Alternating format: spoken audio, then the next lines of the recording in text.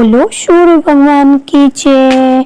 चलो कथा सुनाते हैं। प्राचीन काल की बात है।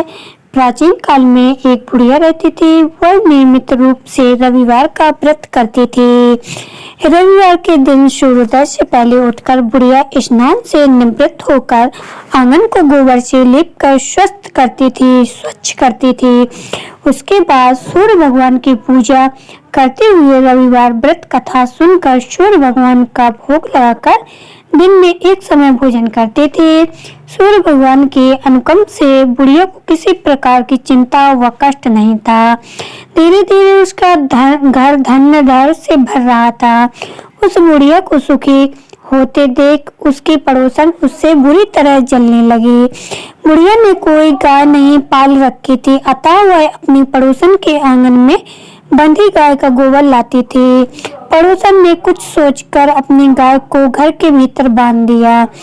रविवार को गोबर न मिलने से बुढ़िया अपना आंगन नहीं लीप सकी। आंगन न लीप पाने के कारण उस बुढ़िया ने सूर्य भगवान को भोग नहीं लगाया और उस दिन स्वयं भी भोजन नहीं किया। सूर्यास्त होने पर बुढ़िया भूखी प्यासी सो गई। रात्रि में सूर्य भगवान ने उसे सपने में दर्शन दिए और व्रत न करने तथा उन्हें भोग न लगाने का कारण पूछा। बुढ़िया ने बहुत ही करुणा स्वर में पड़ोसन के द्वारा घर के अंदर गाय बांधने और गोबर न मिल पाने की बात कही।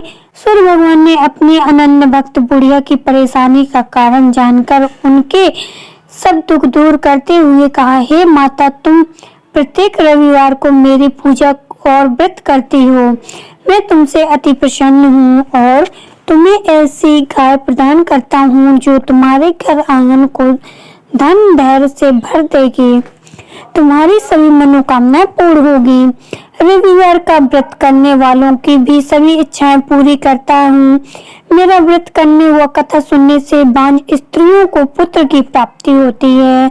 स्वप्न में उस बुढ़िया को ऐसा वरदान देकर सूर्य भगवान अंतर्ध्यान हो गए। प्रातः काल सूर्योदय से पूर्व उस बुढ़िया की आंख खुली तो वह अपने घर के आंगन में सुंदर गाय और बछड़े को देखकर हैरान हो गई। गाय को आंगन में बांधकर उसने जल्दी से उसे चारा डालकर खिलाया। पड़ोसन ने उस बुढ़िया के आंगन में बंधी सुंदर गाय और बछड़े को देखा तो वह उससे और अधिक जलने लगी।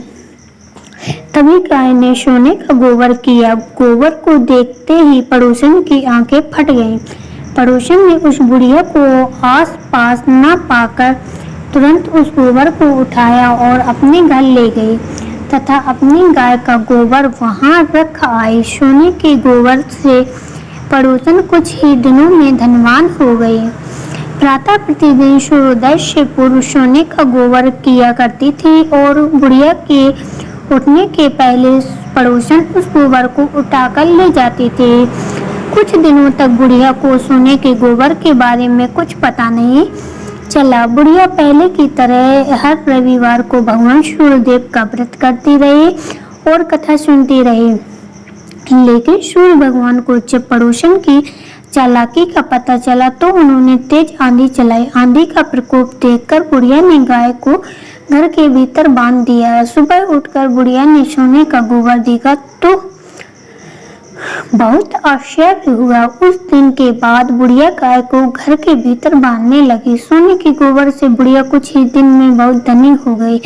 उस बुढ़िया के धनी होने से पड़ोसन बुरी तरह जल भुनकर राख हो गई और उसने अपने पति को समझा बुझाकर उस नगर के राजा के पास भेज दिया। राजा को जब बुढ़िया के पास सोने के गोबर देने वाली गाय के बारे में पता चला तो उसने अपने सैनिक भेजकर बुढ़िया की गाय लाने का आदेश दिया। सैनिक कुछ बुढ़िया के घर पहुंचे। उस समय बुढ़िया सूर्य भगवान को भोग लगाकर स्वयं भोजन ग्रहण करने वाली थी। राजा के सैनिकों ने गाय और बछड़े को खोला और अपने साथ महल की ओर ले चले।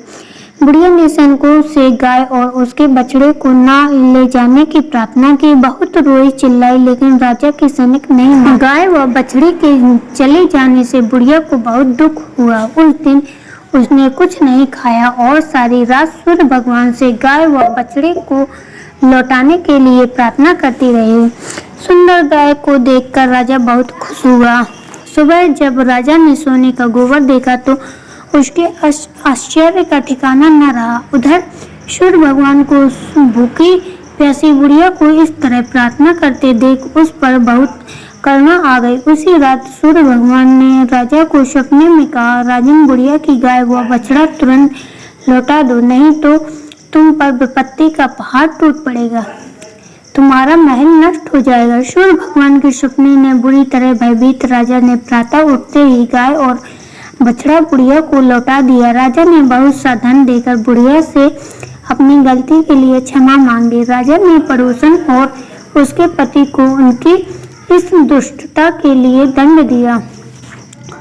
फिर राजा ने पूरे राज्य में घोषणा कराई कि सभी स्त्री पुरुष रविवार का व्रत किया करें। रविवार का व्रत करने से सभी लोगों के घर धन धैर्य से भर गए, चारों ओर खुशहाली छा गई, सभी लोगों के शरीर कष्ट दूर हो गए। राज्य में सभी स्त्री पुरुष सुखी जीवन यापन करने लगे। बोलो सूर्य भगवान की जय। कथा कहानी अच्छी लगी हो तो हमारे हिंदी स्टोरी चैनल को एक लाइक शेयर सब्सक्राइब जरूर करना। Bye bye, thanks for watching. अगली वीडियो में फिर मिलते हैं।